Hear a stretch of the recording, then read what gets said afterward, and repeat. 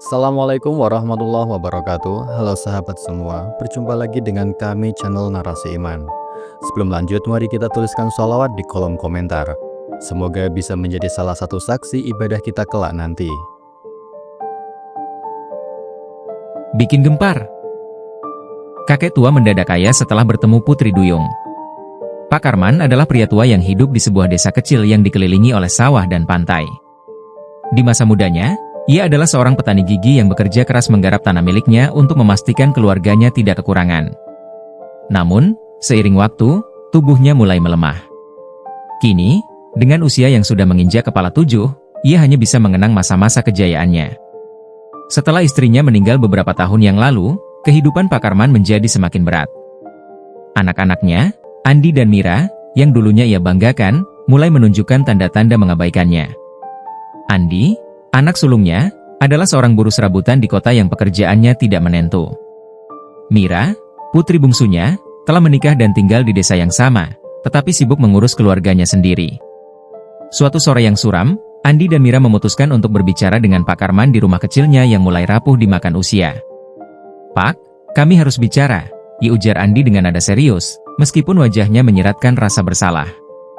Pak Karman, yang sedang duduk di kursi kayu tua di teras rumah, menatap anaknya dengan mata penuh harap. "Ada apa, Endik? Apa ada masalah?" Mira, yang duduk di sebelah Andi, menunduk, menghindari tatapan ayahnya. "Pak, ini bukan soal kami tidak sayang sama Bapak," katanya pelan. "Tapi kami berdua sedang kesulitan. Andi kerjaannya nggak tetap, dan aku juga harus ngurus anak-anak. Kami nggak bisa terus-terusan begini." Pak Karman terdiam. Kata-kata itu menusuk hatinya seperti belati. "Maksud kalian apa? Apa aku ini terlalu merepotkan?" tanyanya dengan suara bergetar. Andi menarik napas panjang sebelum menjawab. "Pak, ini demi kebaikan semua. Kami pikir, lebih baik Bapak tinggal di tempat lain. Ada gubuk tua di tepi laut yang bisa Bapak tempati. Di sana lebih tenang, dan Bapak bisa hidup dengan damai." Pak Karman terkejut. "Gubuk tua? Di tepi laut? Itu kan jauh dari desa. Bagaimana kalau aku sakit? Bagaimana kalau ada apa-apa?" "Pak, kami akan sering menjenguk Bapak," Mira mencoba meyakinkan, meskipun nadanya terdengar tidak meyakinkan. "Kami nggak akan benar-benar meninggalkan Bapak." Namun, di hati kecilnya, Pak Karman tahu bahwa ini adalah cara halus anak-anaknya untuk menyingkirkannya. Ia merasa terluka, tetapi tidak ingin memperburuk hubungan dengan mereka. Akhirnya, dengan hati yang berat, ia mengangguk. Pindah ke gubuk reot di tepi laut adalah pengalaman pahit bagi Pak Karman. Gubuk itu hanya memiliki satu ruangan kecil dengan atap bocor dan dinding bambu yang sudah lapuk. Suara deburan ombak menjadi teman setianya setiap malam, menggantikan suara canda tawa keluarganya yang dulu selalu menghangatkan hatinya. Untuk bertahan hidup, Pak Karman mulai memancing ikan di laut setiap pagi. Meskipun tubuhnya lemah, ia berusaha keras. Kadang-kadang, ia hanya mendapatkan beberapa ikan kecil yang cukup untuk makan sehari. Di lain waktu, ia pulang dengan tangan kosong. Tetapi, yang paling menyakitkan adalah rasa sepi yang terus menghantui. Hari demi hari, ia menunggu kedatangan anak-anaknya. Namun, Andi dan Mira jarang sekali datang. Ketika mereka datang, kunjungan mereka singkat dan lebih banyak diisi dengan keluhan tentang kesulitan hidup mereka sendiri. Suatu hari, seorang tetangga bernama Pak Narto, yang tinggal tidak jauh dari gubuk itu, datang menjenguk. Pak Narto adalah seorang nelayan tua yang sering melihat Pak Karman berjuang memancing di tepi laut. "Pak Karman, apa kabar?" sapa Pak Narto sambil membawa beberapa ikan hasil tangkapannya. Pak Karman tersenyum lemah. "Alhamdulillah, masih diberi kesehatan. Bagaimana dengan Pak Narto?" "Saya baik-baik saja, Pak. Ini ada sedikit ikan untuk Bapak. Jangan ditolak, ya. Saya tahu Bapak sering pulang dengan tangan kosong," ujar Pak Narto sambil menyerahkan beberapa ekor ikan segar. Pak Karman merasa terharu. "Terima kasih banyak, Pak Narto. Saya tidak tahu bagaimana membalas kebaikan Bapak." "Ah, jangan begitu. Kita ini sama-sama tua, harus saling membantu," jawab Pak Narto sambil menepuk pundak Pak Karman. Malam itu, setelah memasak ikan pemberian Pak Narto, Pak Karman duduk di depan gubuknya sambil memandangi laut yang gelap. ia merasa kecil dan tidak berdaya di tengah luasnya dunia. Dalam hatinya, ia berdoa, "Ya Allah, kuatkan aku. Berikan kesehatan kepada anak-anakku. Ampuni mereka jika mereka merasa aku ini beban. Aku hanya ingin mereka bahagia." Tetapi, tidak bisa dipungkiri bahwa ada rasa sakit yang mendalam di hatinya. Ia merindukan kasih sayang anak-anaknya. Ia merindukan rumah kecilnya di desa. Ia merindukan keluarganya yang dulu selalu bersamanya. Pak Karman, meskipun terluka oleh keputusan anak-anaknya, tidak pernah menunjukkan amarah atau kebencian. Setelah semua barangnya diangkut ke gubuk reyot di tepi laut, ia hanya duduk termenung, memandangi perahu-perahu nelayan yang berlayar di kejauhan. Angin laut yang lembab menerpa wajahnya, seolah mengingatkannya betapa keras hidup ini. "Ya Allah," gumamnya dalam hati, jika ini jalan MU, aku ikhlas. Tapi tolong lindungi Andi dan Mira. Mereka anak-anakku, aku ingin mereka bahagia, meskipun mereka menganggapku beban." Gubuk itu jauh dari layak untuk ditinggali. Atapnya penuh lubang, sehingga saat hujan deras, air masuk tanpa ampun membasahi seluruh lantai. Dindingnya yang terbuat dari bambu sudah banyak yang lapuk. Namun, Pak Karman tidak pernah mengeluh. Setiap pagi, ia bangun dengan semangat yang dipaksakan, mengambil jaring dan tongkat pancingnya, lalu berjalan pelan ke tepi pantai. Laut menjadi saksi perjuangannya. Tubuhnya yang renta seringkali kalah melawan gelombang, tetapi ia tetap memaksakan diri untuk melempar jaring ke air. Beberapa kali, tangannya gemetar hingga jaring itu terlepas dari genggamannya. Namun, ia tidak menyerah. Jika ia tidak mendapatkan ikan, maka ia tidak akan makan hari itu. Di sela-sela kesulitannya, Pak Karman sering termenung memikirkan anak-anaknya. Bukan kebencian yang memenuhi pikirannya, melainkan doa yang terus ia panjatkan. Setiap malam, dengan tubuh lelah dan mata yang nyaris terpejam, ia selalu berdoa, "Ya Allah, berikan mereka rezeki yang cukup. Jangan hukum mereka karena kelalaiannya padaku. Aku rela menjalani ini semua demi mereka." Namun, rasa sakit hatinya tetap ada, meskipun ia mencoba menyembunyikannya. Hatinya sering terasa berat ketika ia melihat nelayan-nelayan tua lainnya ditemani oleh anak-anak atau cucu-cucu mereka. Ia membayangkan Andi dan Mira datang membawakan makanan, seperti yang dulu biasa mereka lakukan. Tetapi hari demi hari berlalu, dan bayangan itu tetap menjadi angan-angan. Tetangga-tetangga di sekitar pantai mulai menyadari keberadaan Pak Karman. Beberapa dari mereka, seperti Pak Narto, sering datang untuk menemaninya atau sekadar membawa makanan. Namun, perhatian mereka tidak pernah bisa menggantikan kehangatan keluarganya. Di setiap senyuman yang ia berikan pada tetangganya, ada kesedihan yang tersimpan. Suatu malam, saat bulan bersinar terang di atas laut, Pak Karman duduk di depan gubuknya, memeluk lututnya. Suara ombak yang tenang menjadi latar belakang kesepiannya. "Jika saja mereka tahu," bisiknya. "Aku hanya ingin mereka ada di sini, bukan karena aku butuh makanan atau uang. Aku hanya rindu melihat mereka, mendengar suara mereka, merasakan bahwa aku masih berarti." Meskipun demikian, Pak Karman tetap melawan keputusasaan itu dengan keyakinannya pada Tuhan. Ia percaya bahwa suatu hari anak-anaknya akan menyadari kesalahannya, dan ia tidak pernah berhenti mendoakan yang terbaik untuk mereka. Di sebuah desa nelayan yang terpencil, Pak Karman dikenal sebagai seorang pemancing yang tekun dan sederhana. Setiap hari, ia berangkat ke laut dengan perahu kecil miliknya, berharap mendapatkan ikan yang cukup untuk mencukupi kebutuhan hidupnya. Seperti kebanyakan nelayan lainnya, hidup Pak Karman tidak mudah. Meskipun terkadang hasil tangkapan melimpah, sebagian besar waktu ia harus berjuang keras untuk memperoleh sedikit uang dari laut yang kadang-kadang tidak ramah. Pada suatu pagi yang cerah, Pak Karman memutuskan untuk berlayar lebih jauh dari biasanya. Ia merasa bahwa hari itu, entah mengapa, sesuatu yang besar akan terjadi. Dengan perahu kecil yang sudah usang dan jaring yang telah sering digunakan, Pak Karman mulai mengarungi laut yang tenang. Angin bertiup pelan, dan suara ombak yang menghantam perahu memberikan rasa ketenangan yang jarang ia rasakan. Namun, ketenangan itu tiba-tiba berubah saat ia melihat sesuatu yang aneh di permukaan laut. Di tengah laut yang luas, Pak Karman melihat bayangan yang bergerak perlahan. Awalnya ia mengira itu hanyalah ikan besar atau mungkin seekor lumba-lumba, namun saat ia mendekat, ia terkejut melihat sosok yang berbeda. Di permukaan laut, terlihat seorang perempuan dengan tubuh bagian atas manusia dan bagian bawah berupa ekor ikan yang bersisik, terperangkap dalam jaring ikan besar yang dibiarkan terapung di sana. Gadis itu terengah-engah, matanya yang besar dan indah memancarkan rasa sakit dan ketakutan. Pak Karman segera melompat dari perahu dan berenang mendekat. Tanpa ragu, ia memotong jaring yang menjerat tubuh putri duyung itu. Tubuhnya yang langsing dan mulus berkilau terkena sinar matahari yang memantul di permukaan air. Putri duyung itu menatap Pak Karman dengan mata penuh harapan, seakan-akan mengerti bahwa ia telah diselamatkan oleh seorang manusia. "Terima kasih," suara putri duyung itu terdengar lembut namun penuh keputusasaan. Aku tidak tahu bagaimana bisa berterima kasih."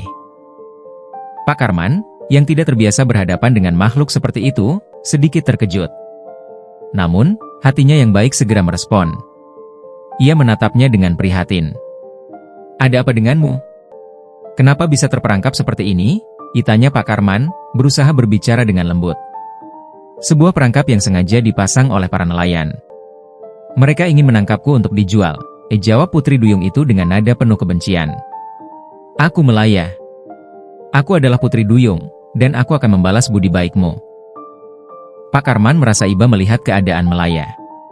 Ia tahu bahwa Melaya adalah makhluk mitologi yang sering diceritakan dalam legenda, tetapi saat ini, di depannya ada seorang perempuan nyata yang terluka, memerlukan bantuan. Tanpa banyak berpikir, ia mengangkat Melaya ke dalam perahunya dan berlayar kembali ke rumah.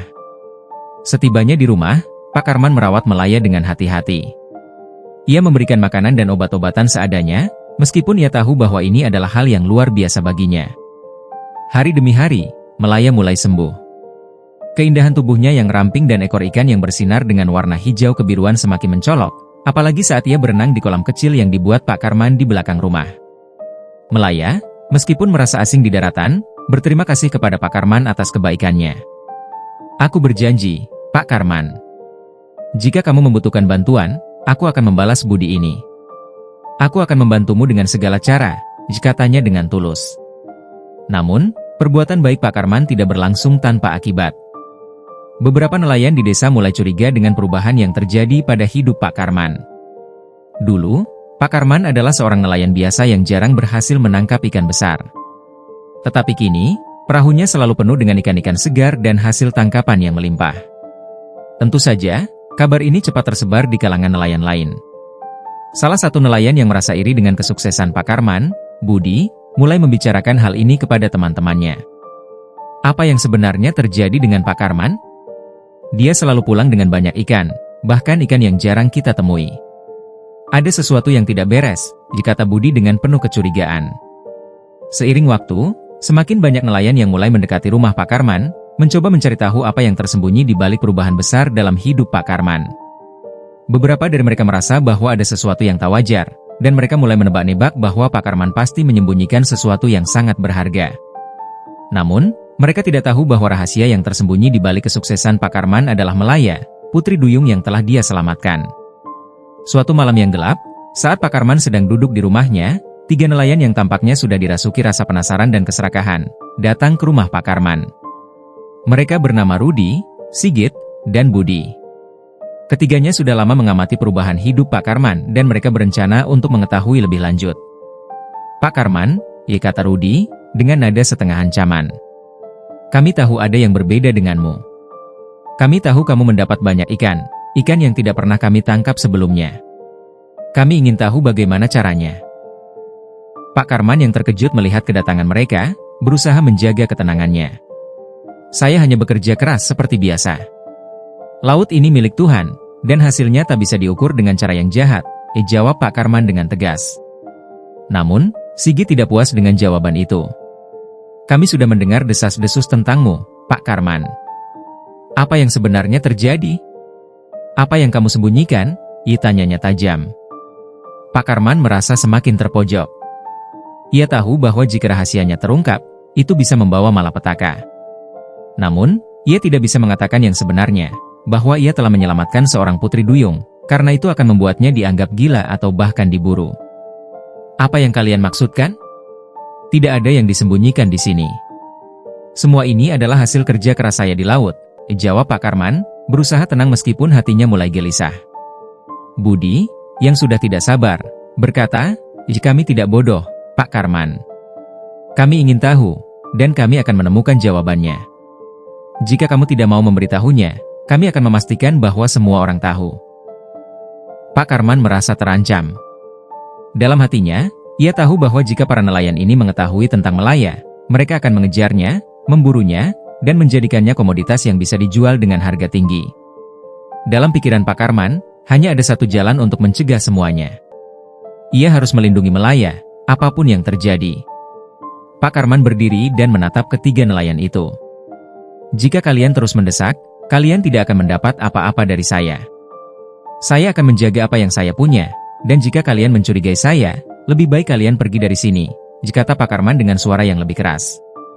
Rudi, Sigit, dan Budi saling pandang.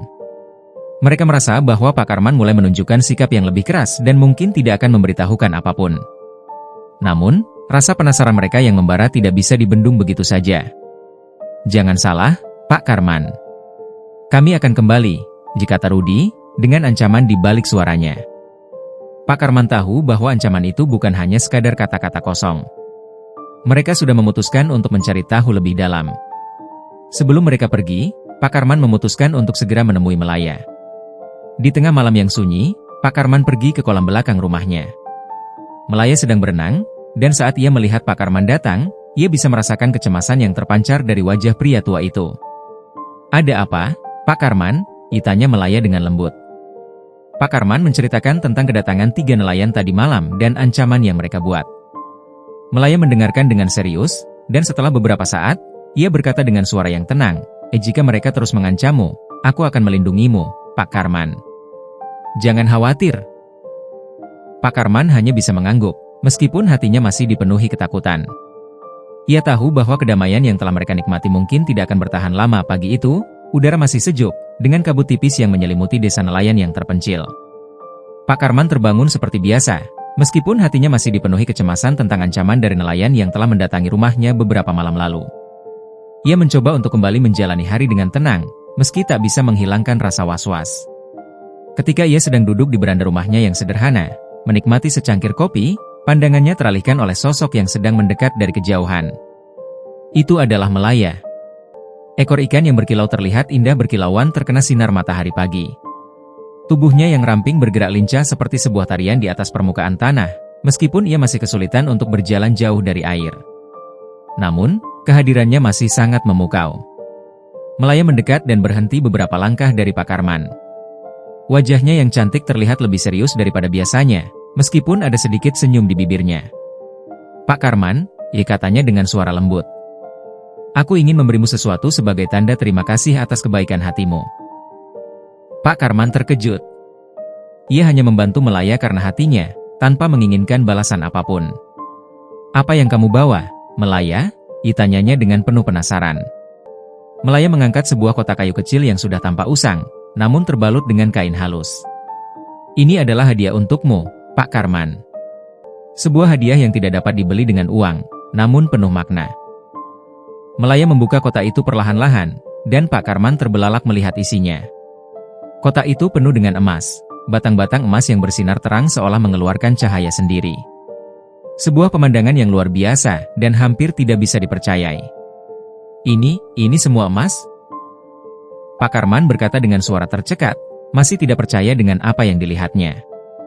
Melaya mengangguk, matanya menatap Pak Karman dengan serius. Ya, ini adalah hadiah yang bisa aku berikan. Namun ingat, Pak Karman, gunakanlah dengan bijaksana. Jangan biarkan harta ini mengubah hatimu. Harta ini bisa membawa kebahagiaan, tetapi juga bisa membawa malapetaka jika disalahgunakan. Pak Karman mengangguk perlahan. Ia menyadari bahwa emas yang ada di hadapannya bukanlah sesuatu yang bisa dianggap ringan. Emas ini bisa mengubah hidupnya, dan hidup orang lain, untuk selamanya. Tetapi ia berjanji dalam hati untuk tidak membiarkan emas itu menguasai dirinya. Ia berterima kasih kepada Melaya dan berjanji akan menjaga amanahnya. Dengan berat hati, Pak Karman menerima kotak emas itu. Ia menyimpan kotak tersebut di dalam lemari kayu di rumahnya, tempat yang aman dan tersembunyi dari pandangan orang. Selama beberapa hari berikutnya, Pak Karman merasa cemas namun juga sedikit lega. Meskipun hidupnya semakin mudah dengan adanya emas tersebut, ia bertekad untuk tidak mengubah kebiasaannya. Ia menggunakan sebagian emas itu untuk memperbaiki rumahnya yang sederhana. Rumah yang dulunya rapuh dan penuh celah kini menjadi tempat yang lebih nyaman dan aman untuknya. Ia juga membangun sebuah kolam kecil yang lebih besar untuk Melaya, agar ia bisa berenang dengan leluasa setiap kali datang. Namun, meskipun Pak Karman merasa sedikit lebih tenang, perubahan yang terjadi di sekitar desa mulai terasa. Warga desa yang awalnya hidup dalam kesulitan melihat perubahan pada Pak Karman yang begitu mencolok. Mereka mulai bertanya-tanya tentang bagaimana seorang nelayan tua yang biasa saja bisa memiliki begitu banyak harta. Beberapa warga desa yang tidak bisa menerima kenyataan bahwa seseorang yang dulunya sangat sederhana kini bisa hidup lebih baik, mulai mencurigai Pak Karman. Terutama, 3 nelayan yang sebelumnya mengancam Pak Karman, Budi, Sigit, dan Rudi, mulai memperhatikan segala perubahan yang terjadi pada pria itu. Mereka tidak bisa membiarkan kesempatan emas ini lewat begitu saja. Mereka tahu, jika ada sesuatu yang luar biasa yang terjadi pada Pak Karman, itu pasti bisa dimanfaatkan untuk keuntungan mereka. Gosip mulai beredar di kalangan nelayan bahwa Pak Karman mendapatkan harta dengan cara-cara gaib. Beberapa orang percaya bahwa Pak Karman mungkin berhubungan dengan makhluk laut atau entitas magis yang memberinya kekayaan. Bahkan ada yang mengatakan bahwa harta itu datang dari dewa laut. Ini menciptakan ketegangan di desa, dan semakin banyak warga yang mulai membicarakan hal ini di warung kopi atau saat mereka bekerja di pelabuhan. Sementara itu, Pak Karman berusaha tetap tenang. Ia membagikan sebagian dari kekayaannya untuk membantu warga desa yang miskin. Ia memberi bantuan pada keluarga-keluarga yang kesulitan, membeli alat tangkap ikan baru untuk para nelayan, dan memperbaiki jalan-jalan yang rusak. Ia berharap bahwa dengan melakukan ini, setidaknya ia bisa memberikan kembali apa yang telah diterimanya.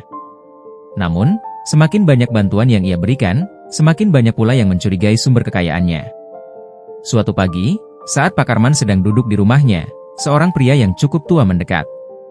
Pria itu mengenakan pakaian serba hitam, dengan wajah yang keras dan penuh kekuasaan. Dia adalah kepala desa, seorang yang berkuasa di daerah itu, namun juga dikenal sebagai seseorang yang korup dan selalu mencari cara untuk memperkaya dirinya sendiri. "Apa kabar, Pak Karman?" Disapa kepala desa dengan senyum tipis yang penuh makna. Pak Karman tersenyum dan membalas dengan sopan. "Baik, Pak Kepala Desa. Ada yang bisa saya bantu?" Kepala desa duduk di depan Pak Karman, menatapnya dengan tajam. "Saya mendengar kabar tentang keberuntungan yang datang padamu, Pak Karman. Banyak orang berbicara tentang perubahan yang terjadi padamu. Ikan yang banyak, rumah yang lebih besar, dan bantuan yang kamu berikan pada orang-orang. Tapi kamu tahu, kita hidup di desa ini, dan semua hal itu tidak bisa terjadi tanpa alasan." Pak Karman merasa sedikit tegang. Ia tahu kemana arah percakapan ini akan menuju. Kepala desa melanjutkan, "Kami semua tahu bahwa kamu tidak mendapatkan semuanya itu dari kerja keras biasa. Ada sesuatu yang lebih dari itu. Sesuatu yang sangat besar. Dan aku rasa kamu tahu apa yang saya maksud." Pak Karman menahan napas sejenak, mencoba mengendalikan dirinya. "Saya hanya berusaha membantu orang-orang, Pak. Tidak ada yang luar biasa dari apa yang saya lakukan." Kepala desa tertawa pelan. "Jangan terlalu merendah, Pak Karman. Saya tahu kamu tidak bisa memiliki semuanya ini tanpa bantuan sesuatu yang lebih kuat. Itulah mengapa saya datang ke sini. Kamu tahu, ada pajak yang harus dibayar oleh orang-orang seperti kamu. Kami butuh kontribusi dari setiap orang yang mendapat lebih." Pak Karman mulai merasa kesal, tetapi ia tetap berusaha sabar. "Pajak? Apa maksud Anda?" Kepala desa mengangkat alisnya. "Jangan berpura-pura tidak tahu, Pak Karman. Seperti yang saya katakan, ada yang lebih besar yang membantu kamu. Dan sebagai kepala desa, saya memiliki hak untuk memungut pajak atas kekayaan yang datang dengan cara seperti itu. Jadi, saya akan meminta sebagian dari harta yang kamu miliki sebagai pajak resmi desa ini." Pak Karman terdiam. Ia merasa perasaan tidak nyaman menguasai dirinya. Kepala desa ini, yang sudah lama dikenal sebagai orang yang tidak memiliki integritas, tampaknya berusaha memanfaatkan keadaan untuk kepentingannya sendiri. "Tidak ada pajak seperti itu, Pak Kepala Desa," jawab Pak Karman dengan suara yang mulai meninggi. "Saya bekerja keras untuk mendapatkan ini semua. Saya hanya membantu sesama yang membutuhkan, tanpa pamrih." Kepala desa mendekat dengan tatapan mengancam. "Jangan membuat saya kesulitan, Pak Karman. Kamu tahu apa yang bisa terjadi jika kamu menolak untuk memberikan bagian dari kekayaanmu. Kami bisa mengatur agar semua orang tahu bagaimana kamu mendapatkan semua ini." Pak Karman menatap kepala desa itu dengan tajam, merasa marah dan kesal. Namun, dalam hatinya, ia tahu bahwa jika ia menentang kepala desa, itu bisa menjadi masalah besar. Kepala desa ini memiliki pengaruh yang besar di desa, dan bisa memanfaatkan posisi untuk menekan orang-orang yang tidak menurut. Melihat situasi yang semakin tegang, Pak Karman menarik napas dalam-dalam. Ia tahu bahwa ia harus bertindak bijak. Pak Kepala Desa, saya akan memikirkan apa yang Anda katakan. Namun, saya hanya akan memberi apa yang saya anggap adil. Tidak lebih, dan tidak kurang. Kepala Desa tertawa kecil, merasa bahwa tekanan yang ia berikan sudah cukup untuk membuat Pak Karman menyerah. Baiklah, Pak Karman. Kami akan menunggu keputusanmu. Ingat, jangan buat kami menunggu terlalu lama. Pak Karman mengangguk, meskipun dalam hatinya ia merasa kesal dan bingung. Pak Karman sedang duduk di teras rumah barunya yang sederhana, menikmati angin sore sambil menyeruput secangkir teh. Kehidupan memang mulai berubah sejak ia menerima hadiah dari Melaya, putri duyung yang pernah ia selamatkan. Namun, perubahan itu tidak sepenuhnya membawa kebahagiaan. Sore itu, suara langkah kaki terdengar dari depan gerbang. Pak Karman melihat Andi dan Mira, anak-anaknya yang sudah lama meninggalkannya, berdiri di sana. Mereka membawa tas besar, seolah-olah akan tinggal untuk waktu yang lama. Pak, seru Andi sambil melambaikan tangan. Pak Karman tersenyum tipis. Andi, Mira, kalian akhirnya pulang juga. Ia bangkit dan membuka pintu gerbang untuk mereka. Masuklah. Mira memeluk ayahnya dengan hangat. Kami kangen, Pak. Sudah lama sekali ya? Pak Karman mengangguk. Memang sudah lama. Duduklah. Kalian pasti capek setelah perjalanan jauh. Mereka bertiga masuk ke ruang tamu. Pak Karman menyajikan teh dan beberapa kue yang ia buat pagi tadi. Ia memperhatikan anak-anaknya, yang kini tampak lebih dewasa, tetapi ada sesuatu di mata mereka yang membuatnya merasa ada yang tidak beres. Andi, Mira, bagaimana kabar kalian? Ditanya Pak Karman, mencoba membuka pembicaraan. Kami baik-baik saja, Pak, jawab Andi dengan senyum canggung. Tapi kami dengar kabar kalau kehidupan Bapak sekarang sudah jauh lebih baik. Kami senang sekali mendengarnya. Pak Karman hanya mengangguk. Iya, Tuhan memberikan rezeki. Aku gunakan untuk memperbaiki rumah ini dan membantu orang-orang di desa. Tapi itu saja, tidak lebih. Mira memandang sekeliling rumah dengan tatapan penuh arti. Bapak memang selalu dermawan, ya. Tapi, apakah tidak merasa kesepian di rumah sebesar ini, Pak? Kalau kami tinggal di sini, mungkin bisa lebih ramai. Pak Karman tersenyum samar. Rumah ini tidak besar, Mira. Tapi kalau kalian ingin tinggal di sini, aku akan sangat senang. Andi tampak gelisah.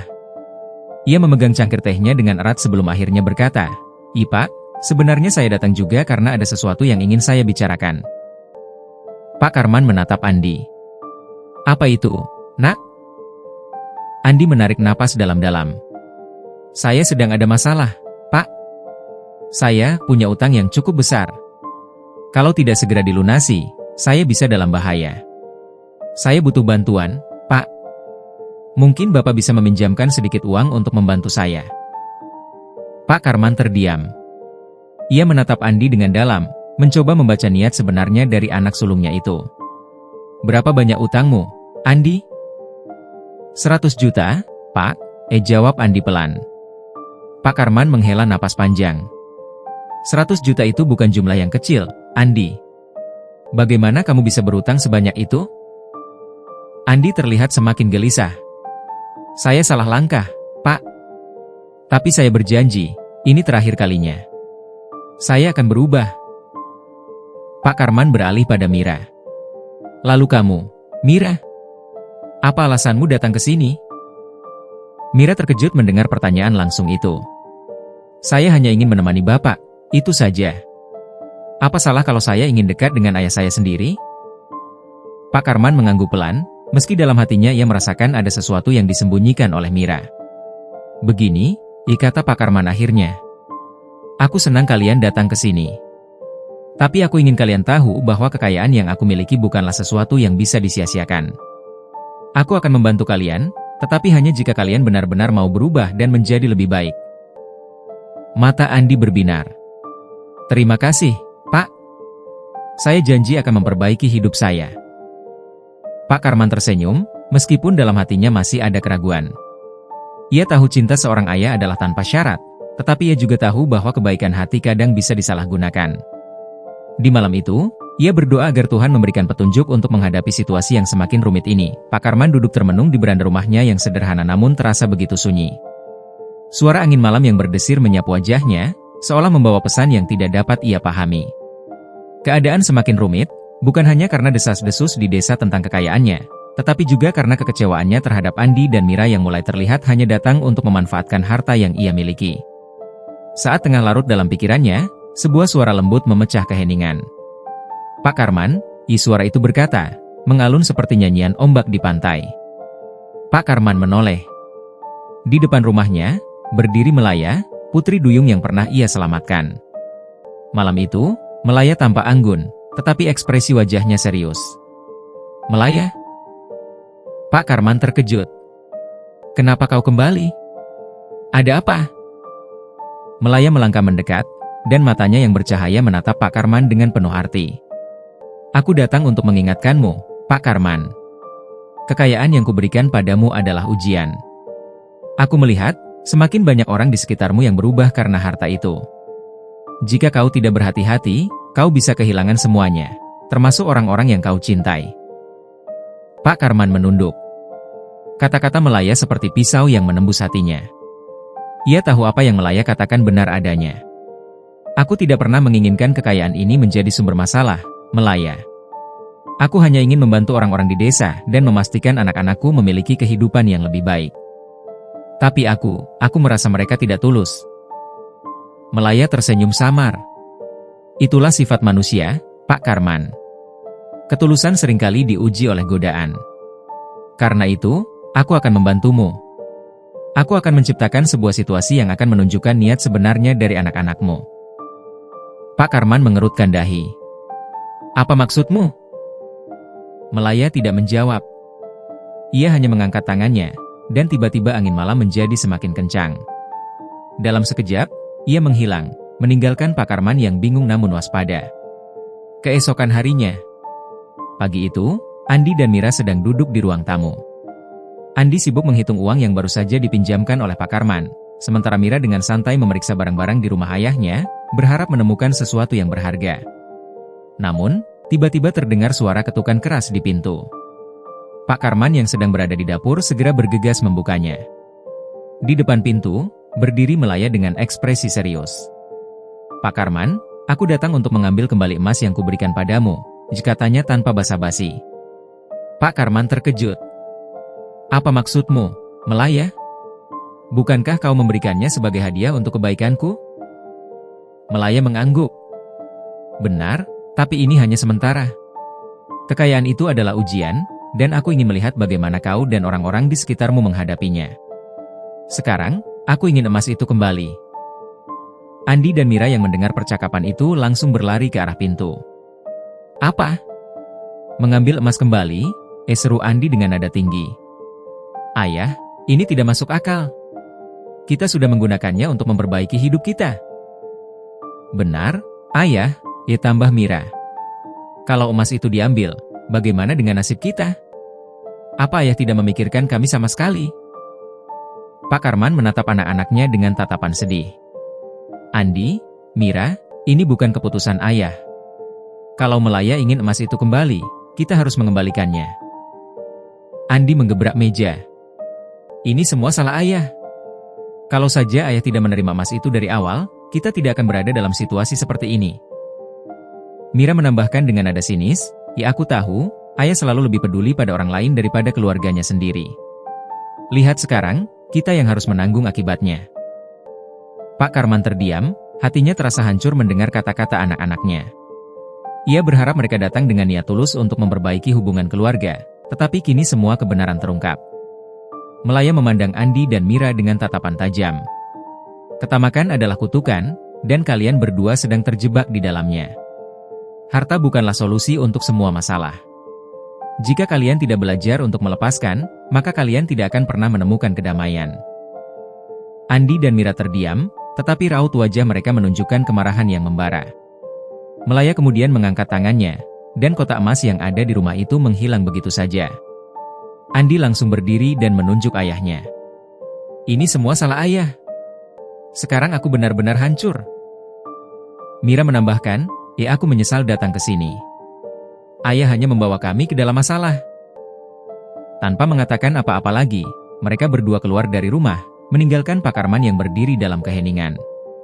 Air matanya menetes, bukan karena kehilangan harta, tetapi karena kehilangan kepercayaan terhadap anak-anaknya. Di waktu yang sama, sementara itu, para nelayan yang serakah dan kepala desa korup sedang merencanakan sesuatu. Mereka tidak percaya bahwa kekayaan Pak Karman telah lenyap begitu saja. Mereka yakin ada emas lain yang disembunyikan oleh Pak Karman. Kita tidak bisa membiarkan dia begitu saja, kata kepala desa dengan nada tegas. Dia pasti punya sesuatu yang disembunyikan. Kita ambil semuanya, kalau perlu dengan paksa. Malam itu, sekelompok nelayan mendatangi rumah Pak Karman. Mereka membawa senjata tajam dan obor. Ketukan keras terdengar di pintu, membuat Pak Karman yang sedang berdoa tersentak. "Pak Karman, buka pintu sekarang, atau kami dobrak," teriak salah satu nelayan. Pak Karman berdiri dengan tenang. Ia tahu malam itu akan tiba, tetapi ia tidak menyangka akan datang secepat ini. Dengan tenang, ia membuka pintu dan menatap mereka tanpa rasa takut. "Apa yang kalian inginkan?" tanyanya. "Kami tahu kau masih punya emas," teriak salah satu nelayan. "Berikan pada kami, atau rumah ini akan kami bakar." Pak Karman menghela napas. "Aku tidak punya apa-apa lagi. Emas itu sudah diambil kembali oleh yang memberikannya." "Jangan bohong." Kepala desa mendorong Pak Karman hingga hampir terjatuh. "Kami tahu kau menyembunyikannya. Berikan sekarang, atau kau akan menyesal." Sebelum ada yang bertindak lebih jauh, tiba-tiba angin kencang berhembus, membuat obor yang mereka bawa padam seketika. Suara gemuruh terdengar, dan dari balik kegelapan, muncul sosok Melaya. "Berhenti," suaranya bergema, penuh wibawa. "Jika kalian tidak menghentikan ketamakan kalian, maka kalian akan menghadapi kutukan yang lebih besar." Para nelayan dan kepala desa gemetar ketakutan. Mereka mencoba melawan, tetapi tubuh mereka tiba-tiba terasa berat, seolah-olah terikat oleh kekuatan tak kasat mata. Melaya memandang mereka dengan tajam. "Ketamakan kalian adalah sumber kehancuran. Jika kalian tidak berubah, maka hidup kalian tidak akan pernah tenang," katanya. Satu persatu dari mereka mulai menangis dan memohon ampun. Kepala desa, yang tadinya penuh percaya diri, kini berlutut di depan Melaya. "Maafkan kami. Kami tidak akan mengganggu Pak Karman lagi." Melaya memandang Pak Karman. "Kebaikanmu telah diuji, Pak Karman. Dan meskipun orang-orang di sekitarmu gagal dalam ujian ini, kau tetap teguh. Kekayaan sejati bukanlah emas, tetapi hati yang tulus dan ikhlas." Setelah berkata demikian, Melaya menghilang, meninggalkan para nelayan dan kepala desa yang terdiam dalam ketakutan. Pak Karman menutup pintu rumahnya dengan perasaan campur aduk. Pak Karman berdiri di depan rumahnya yang remang-remang, menghadapi kumpulan nelayan yang marah dan kepala desa yang serakah. Wajah mereka memerah karena emosi. Sebagian membawa senjata tajam dan obor, bersiap mengambil apa yang mereka yakini masih disembunyikan oleh Pak Karman. Malam itu penuh ketegangan, angin berhembus kencang seolah mencerminkan kekacauan yang ada di hati semua orang. "Kami tahu kau masih menyimpan emas itu, Pak Karman," teriak salah satu nelayan dengan nada menantang. "Berikan pada kami sebelum kami mengambilnya dengan paksa." Pak Karman, yang berdiri dengan tenang, mencoba menenangkan mereka. "Kalian salah paham. Emas itu sudah diambil kembali oleh Melaya. Aku tidak punya apa-apa lagi." Kepala desa maju ke depan, matanya penuh dengan ketidakpercayaan. "Jangan bermain-main, Karman.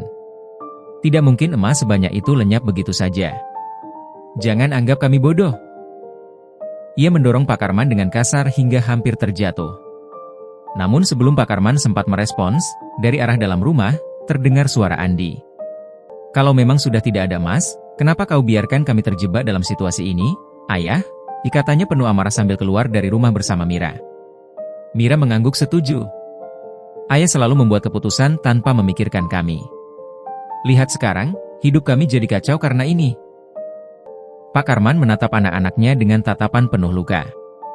Namun, ia tetap tenang dan berkata, Andi, Mira, aku hanya ingin kita hidup dengan cara yang benar, bukan dengan tamak." Namun, ucapan itu hanya membuat mereka semakin marah. "Ayah selalu merasa lebih tahu segalanya," seru Andi. "Kau egois. Melihat situasi semakin panas, kepala desa mengangkat suaranya. "Cukup omong kosongnya. Kalau kalian tidak mau menyerahkan emas itu, kami akan mengambilnya sendiri." Kata-katanya membuat para nelayan maju dengan langkah penuh ancaman. Tapi sebelum ada yang sempat bertindak lebih jauh, langit yang sebelumnya cerah tiba-tiba menjadi gelap gulita. Angin berhembus dengan kekuatan dahsyat, membuat obor-obor padam seketika. Suasana menjadi mencekam, dan semua orang mulai merasa ketakutan. Dari tengah kegelapan, muncul cahaya lembut yang memancar. Perlahan, dari arah cahaya itu, tampak sosok Melaya.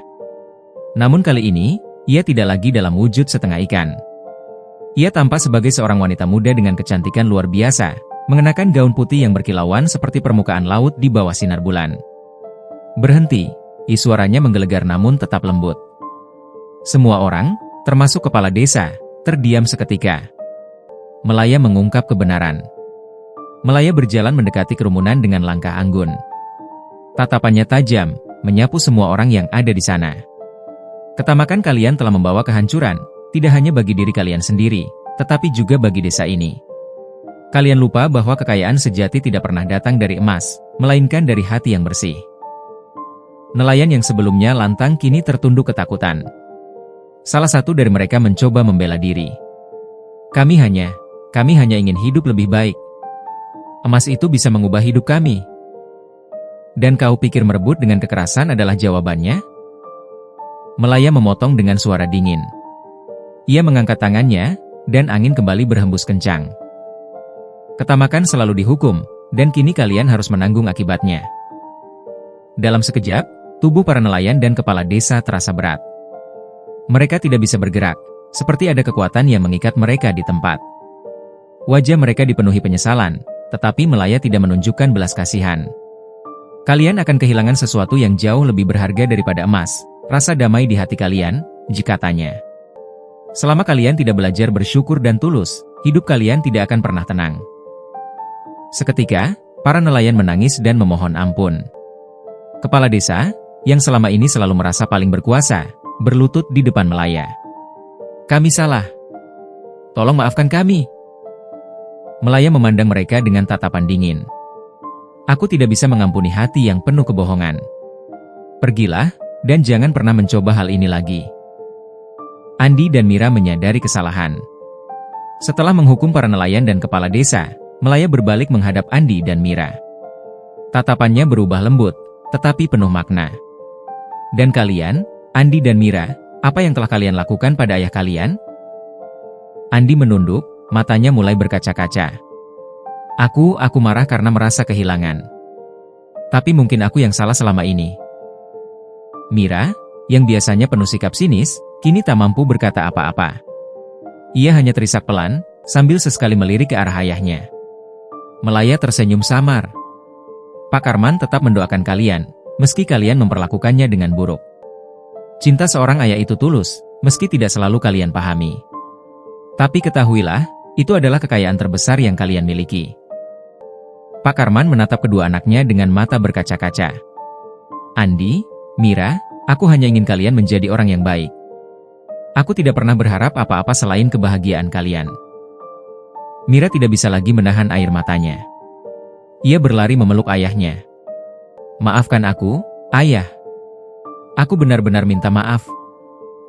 Andi mengikuti, meskipun wajahnya masih dipenuhi rasa malu. "Aku juga minta maaf, ayah. Aku salah." Pak Karman memeluk kedua anaknya dengan penuh kasih. "Aku memaafkan kalian. Aku selalu memaafkan kalian." Melaya mengembalikan emas. Melihat momen itu, Melaya tersenyum. Ia mengangkat tangannya, dan kotak emas yang sebelumnya hilang tiba-tiba muncul kembali di depan mereka. "Pak Karman, emas ini adalah hakmu.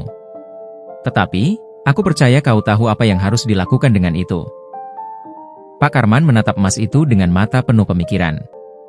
Setelah beberapa saat, ia berkata, "Ya, aku tidak ingin emas ini menjadi sumber perpecahan lagi.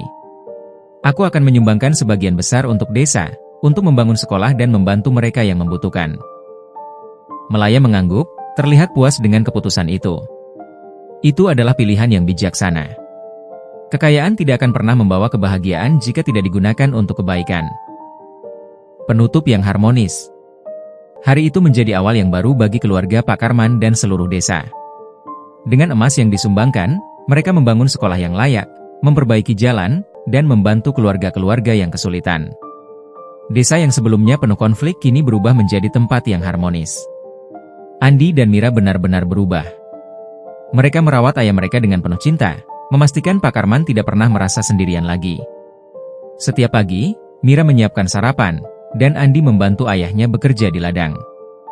Di tepi pantai, suatu sore yang indah, Pak Karman berdiri bersama Andi dan Mira, melihat matahari terbenam. Dari kejauhan, mereka melihat sosok Melaya di atas batu besar, melambaikan tangan dengan senyuman sebelum menyelam kembali ke laut. "Ayah, apakah kita akan bertemu dengannya lagi?" tanya Mira. Pak Karman tersenyum. "Mungkin tidak, tapi kehadirannya akan selalu kita rasakan." Melaya adalah pelajaran bahwa kebaikan dan kejujuran adalah harta yang paling berharga. Mereka bertiga berdiri dalam keheningan, menikmati pemandangan laut yang tenang, dengan hati yang penuh rasa syukur. Kehidupan mereka mungkin tidak sempurna, tetapi mereka telah menemukan makna sebenarnya dari kekayaan, cinta, kebersamaan, dan keikhlasan.